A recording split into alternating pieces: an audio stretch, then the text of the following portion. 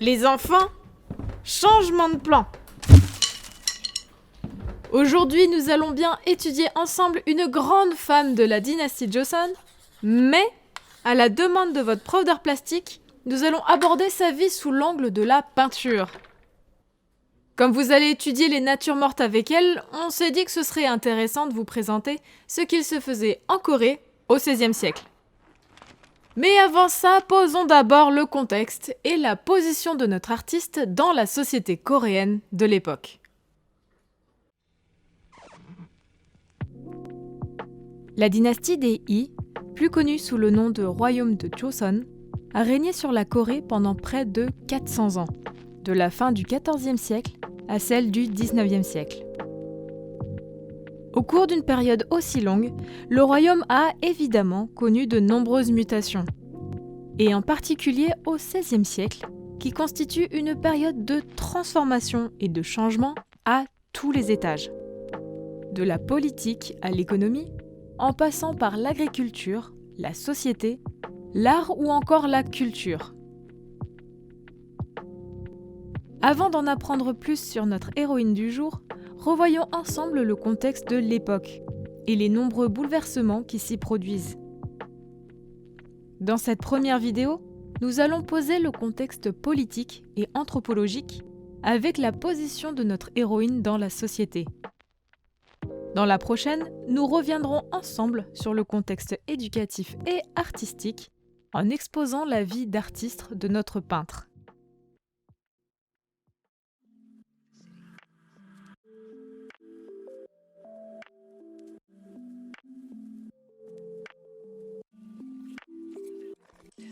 Le premier changement remarquable et très important à préciser a donc lieu du côté politique. La péninsule coréenne est agitée au XVe et au XVIe siècle par une série de réformes politiques ayant pour but de consolider l'autorité royale. On assiste à une centralisation du pouvoir dans la capitale, ainsi qu'à l'émergence d'un système bureaucratique plus hiérarchisé. Durant cette période, le pays est entièrement soumis au pouvoir royal ainsi qu'à des groupes d'influence privilégiés. Tout d'abord, le premier groupe social majeur est celui des Hungu, composé des membres des familles influentes et des sujets méritants de la cour. Les Hungu constituent un groupe de conservateurs proches du pouvoir durant cette période. Et nous y retrouvons, en plus de la cour et de la famille royale, un corps politique de lettrés fonctionnaires qui conseillent le roi, les Shinjin Sadebu, ainsi qu'un deuxième corps de lettrés sans poste officiel, mais faisant appliquer la loi en province, les Sanlim. Face aux abus de pouvoir de la cour, un nouveau groupe de lettrés va naître dans les régions durant le XVe et le XVIe siècle. Ces derniers vont critiquer ouvertement la classe des privilégiés et se constituer en contre-pouvoir dans les provinces. On les appelle les Sarim, la forêt des lettrés.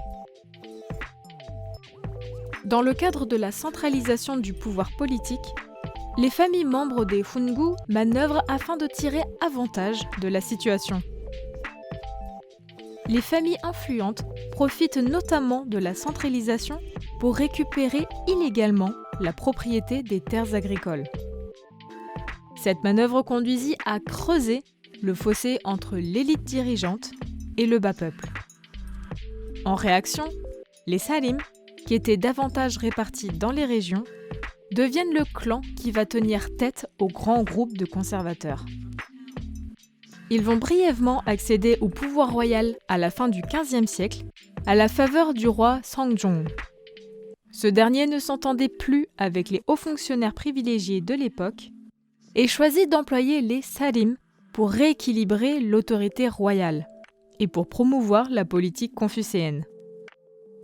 Malheureusement, cette période de gloire pour les Salim fut de courte durée, car suite au décès du roi Seongjong, le clan des Hungu orchestra 4 grands procès, aussi appelés purges des lettrés, afin de chasser les Salim du cercle du pouvoir. Après un siècle de traques et de tueries, il faudra attendre le règne du roi Sonjo pour que les Salim fassent leur retour sur la scène politique.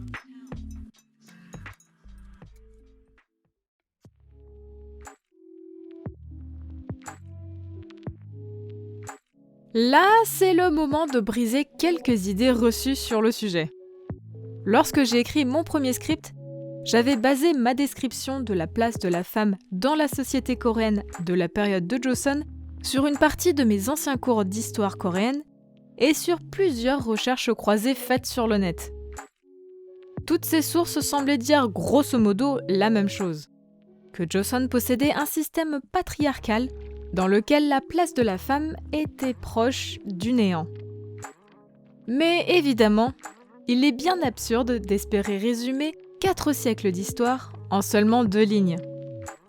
À la relecture de mon premier script, l'expert, auquel j'avais demandé de m'éclairer et de me corriger, me déclara que non, tout est faux en fait.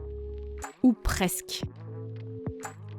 Cet a priori que l'on a sur la société coréenne sous Joseon, très patriarcale et dégradante pour les femmes, est surtout basé sur la seconde partie du règne de la dynastie des Yi, durant laquelle le confucianisme était très influent.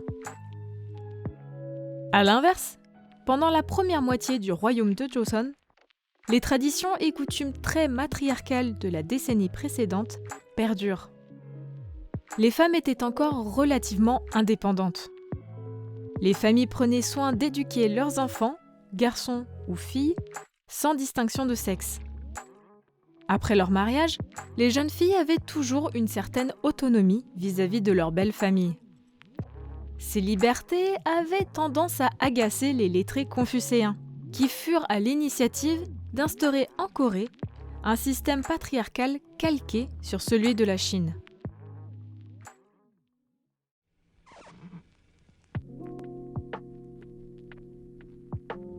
Shin Saimdang, connu sous le nom de Saimdang, mais dont le vrai prénom est Shin In-son, est née le 29 octobre 1504 à Gangneung, dans la région de Gangwon, en actuelle Corée du Sud.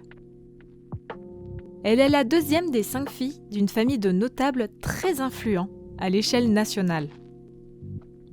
D'un côté, son père, Shin Myung-hwa, est fonctionnaire du gouvernement qui descend lui-même de Shin Suk-kwon, le directeur général chargé des affaires administratives du comté de Yangwol, dans la région de Gangwon. De l'autre côté, la mère de Shin Saimdang, Lee Si, ou Madame Lee, était la fille unique de Lee Saon, le petit-fils de Lee Yu-yak, récompensé avec un titre de méritant pour sa contribution pour le royaume sous le règne de Sejo de 1455 à 1468. Vous arrivez toujours à suivre ? À partir des informations disponibles sur la généalogie de la famille de Shin Saimdang, il reste difficile de situer exactement comment celle-ci se positionnait dans la lutte d'influence entre les Hungu et les Sarim. D'une part, on pourra remarquer que l'ancêtre de Shin Saimdang, Lee Yu-yak, fut récompensé sous le règne de Sejo, dans son aide pour l'ascension au pouvoir, aux côtés de la faction des conservateurs. Toutefois, lorsque nous resserrons le cadre aux parents de notre héroïne, leur mentalité et la relation amicale du père avec les nouveaux lettrés laissent davantage à penser qu'il faisait partie de la faction adverse, des Sarim. Pour une femme vivant durant le royaume de Joseon, on peut dire que Shin Saimdang a eu beaucoup de chance. Tout d'abord parce qu'elle est née douée d'une incroyable aisance en peinture et d'une mémoire exceptionnelle. Constatant son potentiel, son père, premier témoin de son talent, a pris en charge son enseignement dès qu'elle eut atteint 7 ans. Il lui a appris les bases de l'écriture, des caractères chinois, de la peinture et du confucianisme. Cependant, à cause de son poste de fonctionnaire, il ne pourra pas poursuivre l'éducation de sa fille et devra déménager sur son lieu de travail, à Hansang, loin de sa famille, pendant environ 16 ans. Il tenta à maintes reprises de passer l'examen du Kwago, pour monter en grade et devenir une famille méritante, mais abandonna en 1519 à cause des vagues d'épuration des lettrés. Heureusement pour Shin Saimdang, pendant l'absence de son père, son grand-père du côté maternel, Isaon, prit le relais dans son éducation en continuant à lui enseigner les mêmes matières apprises à l'école. Sans distinction de sexe, l'enfant fut éduqué à l'égal des garçons de son âge. La profonde intelligence de Shin Saimdang et ses vastes connaissances au sujet du néo-confucianisme, de l'histoire et de littérature firent la fierté de sa famille, lui apportant les faveurs de son père. Toutes les connaissances qu'elle emmagasina jeune devinrent ensuite la base de l'éducation qu'elle donnera à ses propres enfants. En effet, à l'âge de 19 ans, notre héroïne se marie avec Lee Won-soo et ils eurent ensemble 7 enfants, 4 garçons et 3 filles.